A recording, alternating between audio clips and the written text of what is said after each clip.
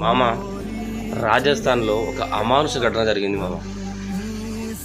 13 ఏళ్ల పాపను 30 మంది 5 రోజులు, చెప్పాలంటే 5 రోజులు అమ్మాయిని రేపు చేస్తూ ఉన్నారు మామ.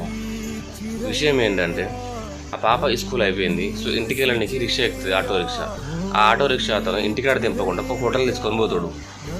హోటల్కి తీసుకుని వెళ్ళిన వెంటనే ఆ హోటల్కి యజమాని వచ్చేసి ఈమెను గొర్రె గుంజుకొని పోతాడు. అంటే అర్థం, ఈ అమ్మాయిని ఆ రిక్షావాడు ఆ హోటల్ ఆయనకి అమ్మేసిండు. లగాతార్ అంటే 5 రోజులు ఆ అమ్మాయిని అదే హోటల్లో కాకుండా మార్చి వేరే హోటల్లో తీసుకొని వెళ్ళి 30 మంది 5 రోజులు కలిసి రేపు చేస్తారు. ఎంత బాధాకరమైన విషయం మామ. మళ్ళీ ఆ పిల్లకు నొప్పి తెలియకుండా ఆల్కహాల్ ఇవ్వడము, డ్రగ్స్ ఇవ్వడము. ఏంది మామ, చిన్న పిల్ల మామ, 13 సంవత్సరాల పిల్ల. అంటే ఎటు పోతుంది మామ సమాజం?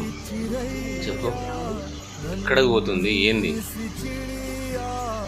దీని మీద పిల్లలకు జస్టిస్ జరగాలి.